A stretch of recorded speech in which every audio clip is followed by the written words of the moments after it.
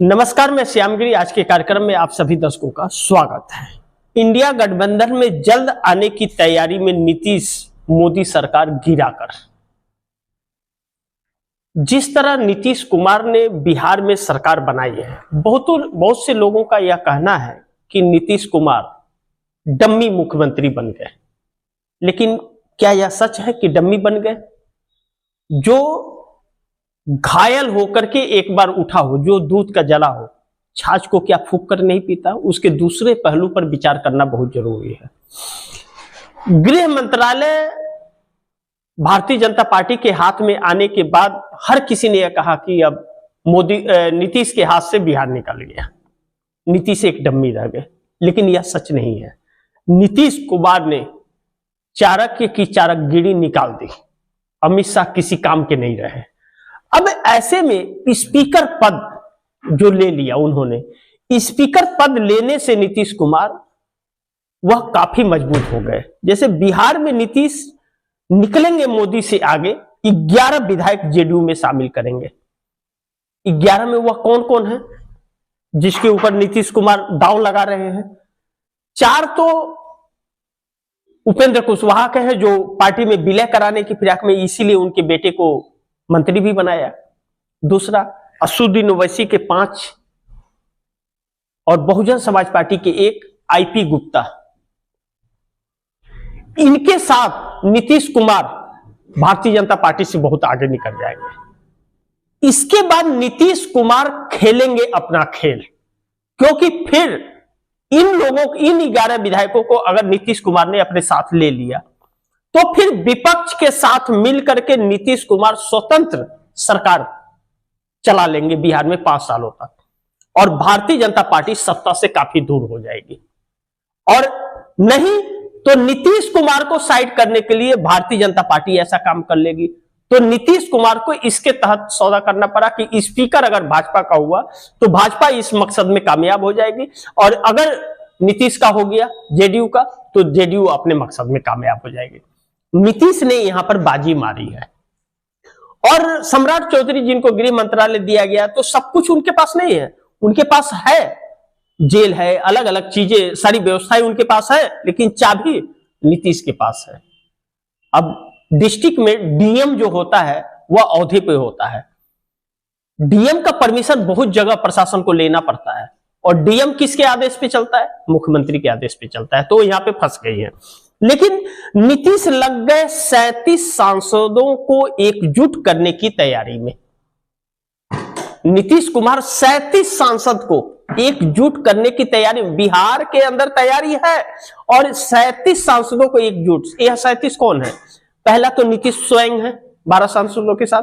जो नीतीश के साथ नहीं थे वह अब नीतीश के साथ खड़े हो गए। जो भारतीय जनता पार्टी के साथ थे वह अब नीतीश के खेमे में आ गए हैं। और दूसरी तरफ चंद्रबाबू नायडू ने ही मोदी के शिकंजे से नीतीश कुमार को निकाला है बाहर। तो चंद्रबाबू नायडू नीतीश का साथ देंगे। कहीं ना कहीं नीतीश नायडू मिलकर के चक्रव्यूह रच रहे हैं, यह ध्यान रखिएगा आप दर्शक। और यह दोनों इंडिया गठबंधन के संपर्क में है, कांग्रेस के राहुल गांधी के संपर्क में है। और चंद्रबाबू नायडू तो कई बार कांग्रेस नेता से मिल भी रहे हैं, ऐसी तस्वीरें भी बहुत आई है। अब ऐसे में एकनाथ शिंदे के साथ भी टकराव जो भारतीय जनता पार्टी का है, वह भी भारतीय जनता पार्टी के लिए आने वाले वक्त में भारी पड़ेगा, क्योंकि वह भी घर वापसी करते हुए नजर आ रहे हैं। यानी कि उद्धव ठाकरे के पास ओरिजिनल शिवसेना पहुंचने वाली है।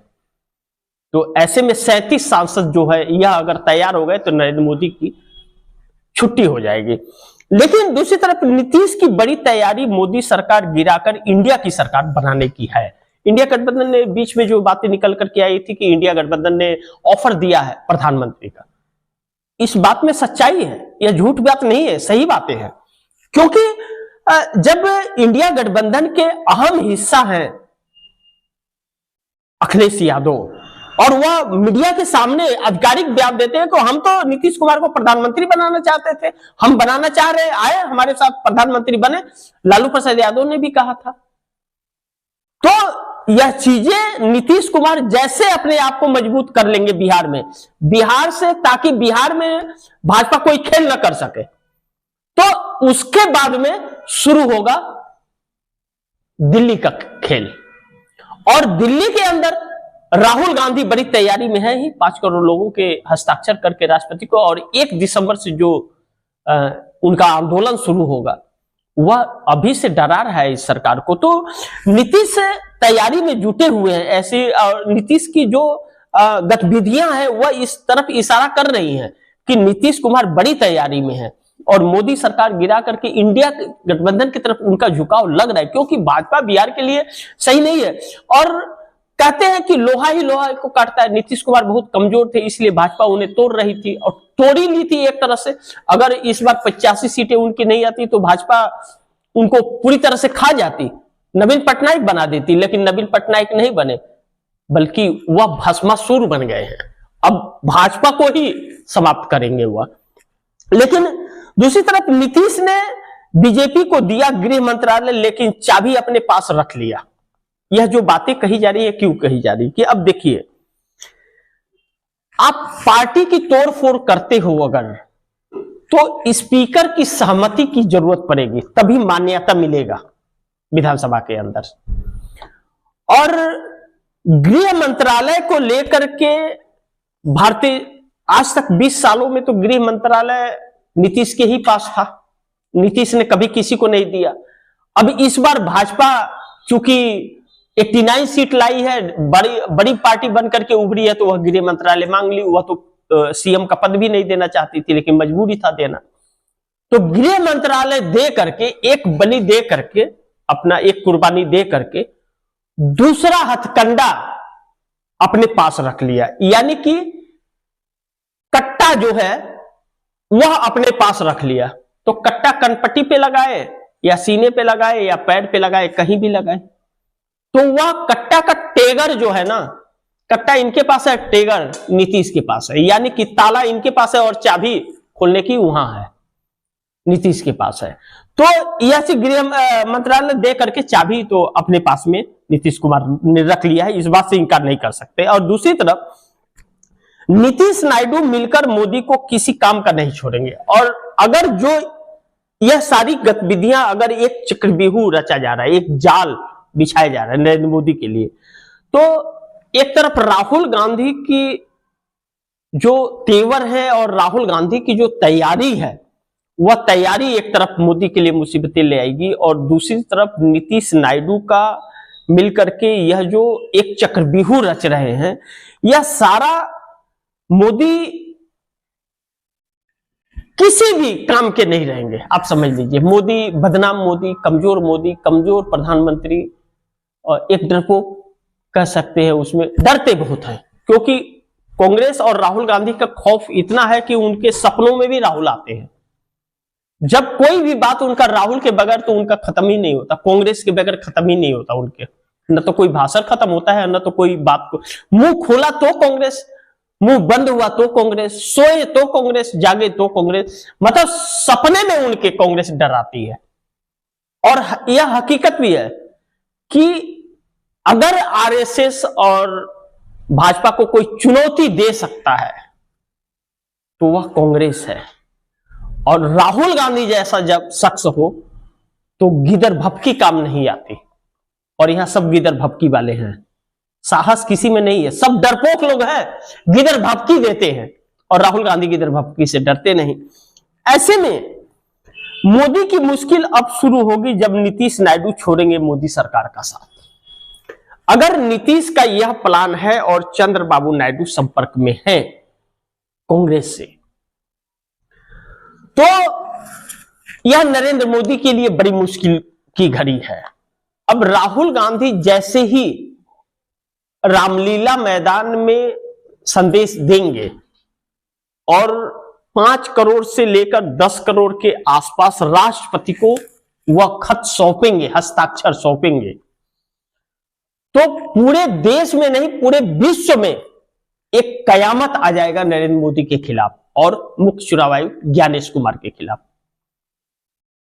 पहला क्षण होगा जो राष्ट्रपति को कोई इतनी भारी संख्या में आम जनता के सहमति को सौंपेगा कि इस संस्थान से हम खुश नहीं हैं, इस सरकार से हम खुश नहीं हैं, यह असंवैधानिक सरकार है, उस पर संज्ञान लिया जाएगा इससे मैं इत्तेफाक नहीं रखता कि राष्ट्रपति महोदया उस पर संज्ञान लेगी, ना वह कूड़े में फेंक ही देंगी, बल्कि या रद्दी कागज में भेज देगी।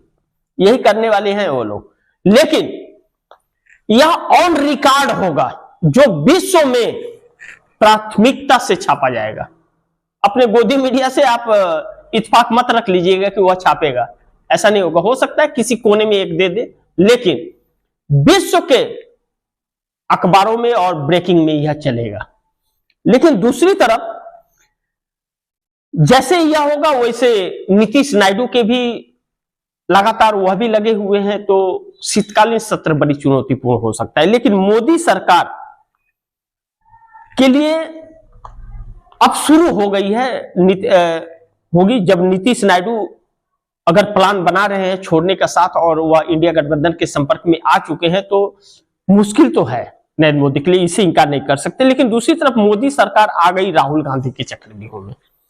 राहुल गांधी ने वह दुखती नस पकड़ लिया, बल्कि आप अगर यह कहें कि नमक मिर्ची पर नींबू निचोड़ करके रगड़ दिया है राहुल गांधी ने। नमक मिर्ची रगड़ लगा करके और नींबू गाड़ करके और रगड़ दिया है राहुल गांधी ने। नरेंद्र मोदी की असलियत देश के सामने ला करके रख दिया। किसी की हिम्मत नहीं थी, ममता बनर्जी हो, अखिलेश यादव हो, बाकी कोई हो, किसी की हिम्मत नहीं है नरेंद्र मोदी के सामने खड़े हो जाए। इक्का दुक्का बयान दे दिया, वह बस छप गया या आ गया, वीडियो आ गया, बस सीना तान करके और नमक मिर्ची रगड़ करके, नींबू गाड़ करके और उसको रगड़ने का काम नरेंद्र मोदी को राहुल गांधी ने किया। इसीलिए तो नरेंद्र मोदी को सपनों में भी राहुल गांधी आते हैं। आगे देखते हैं क्या होगा, जो भी होगा। लेकिन एक संदेश जो जा रहा है ना, यह जा रहा है कि इस देश का लोकतंत्र का पूरा गला घोटने में और संविधान को समाप्त करने में यह सरकार और संवैधानिक वह संस्था जो संवैधानिक नाम पर है, वह सब लगी हुई है। और राहुल गांधी इकलौते इसकी लड़ाई लड़ रहे हैं। देखते हैं आगे रिजल्ट क्या आता है और इसको कितना रिस्पॉन्स मिलता है, इस पर सारा कुछ निर्भर करेगा। तो इसी के साथ इजाजत चाहूंगा, अगली खबर के साथ फिर हाजिर होऊंगा। लेकिन आप दर्शकों की क्या राय है, क्या सुझाव, कमेंट बॉक्स में जरूर दीजिएगा। इस खबर को ज्यादा से ज्यादा शेयर कीजिएगा, अपने दोस्तों को भी कहिएगा आगे शेयर करें। आपने अगर चैनल को सब्सक्राइब नहीं किया, सब्सक्राइब कर लीजिए, अपने दोस्तों को भी कहिएगा चैनल को सब्सक्राइब करें। मिलते हैं अगली खबर के साथ, तब तक के लिए नमस्कार।